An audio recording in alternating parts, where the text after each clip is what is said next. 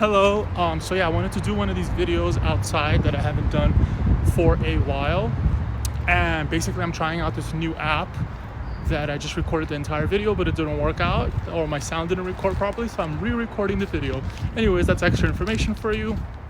But I'm going to be talking about iPhone, the new iPhone 12 devices and what I think about them very quickly, and also kind of from a designer's perspective, and let you know some things that I think are pretty cool about it, and also some potential challenges that we might have as designers with these new devices.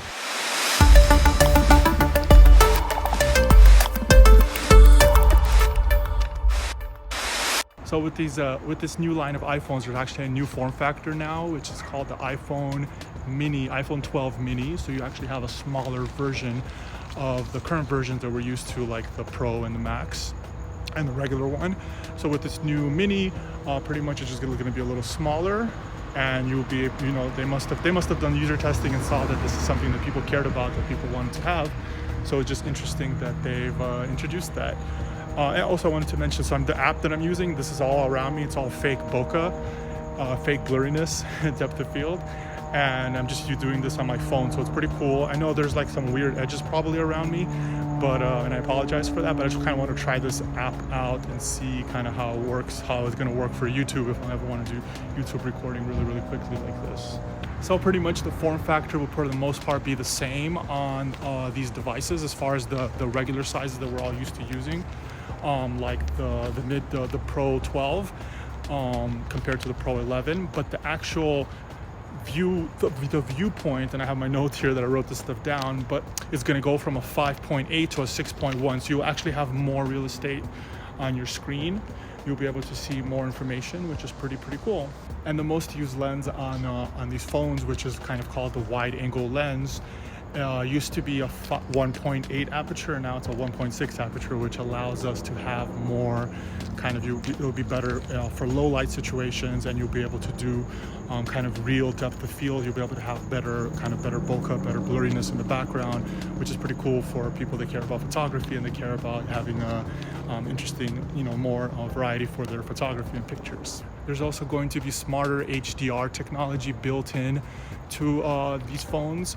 It's called like HDR3, I believe, and basically it's going to decide, on the fly, kind of having better shadows in the details, better shadows, or the shadows are going to have better details and the highlights are going to have better details on the fly. HDR was already pretty good overall, but now it's going to be even stronger with these new phones and with this new technology. There's also going to be something called HDR video, which is super cool, and you'll be able to have way more details in your videos as well when you need those details. It'll also do the same thing that I just described in the photography, but now you'll be able to have that technology right into videos as well with these new iPhone 12s. Then there's going to be something called Lidar Scanners, which will be included on the Pro models, like the Pro and the Pro Max, which will be able to determine spacing and distance of things, how far they are from your camera, which also can help you determine better, you can do better photography that way, because you can determine how blurry something might be or how much detail something might be. You can do stronger augmented reality, where you can put things into your environment, and you could also be able to have better technology for potential games, and just a lot of interesting things, like if you want to buy something in IKEA and you want to look what the couch is going to look like in your house before you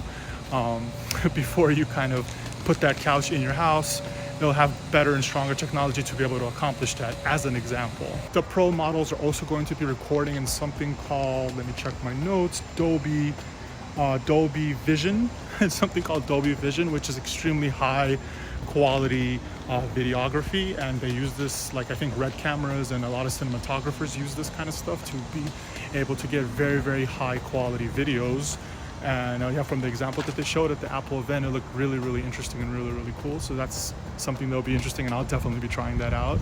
Something that we couldn't do before, I believe, we couldn't do night mode, portrait mode shots. So now you'll be able to do portrait mode shots in the night, which is really interesting as well. Hopefully we'll see how the quality on that is, but I love shooting portrait mode shots because it has that kind of fake depth of field. I use my real photography gear and my real portrait lenses for that stuff, but when I don't have them, I like using I like using this technology, and then now being able to do it in the dark would be really, really awesome. The design itself on the phone is going to be kind of like the iPhone 4.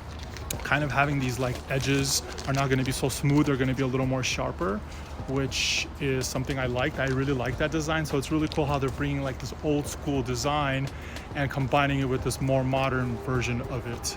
So we'll see how that looks in person, but just based on the pictures, what I saw, and based on the video demonstration that they showed, it looked really exciting and it looked really promising. Something else that they're going to have on these phones is called the MagSafe. Is it called the MagSafe? Yeah, I think it's called the MagSafe.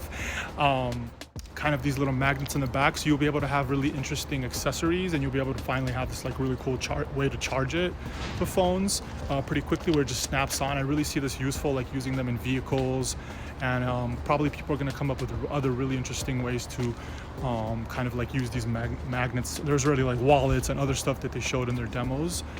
But I know definitely people are going to come up with other stuff. These magnets are also stackable, so you can put different things on top of each other. So you can definitely take advantage of multiple accessories at once. I also wanted to mention some stuff is going to be a little challenging from a designer's perspective, because, for example, working on iPhone 10 and 11 sizes, I was very used to working with a width of 375, and the height doesn't really matter because it's scrollable forever. But I'm used to using at 375, and now with these new form factors with new dimensions, it's going to be that mid-size. The 12 Pro is going to be actually 390 now.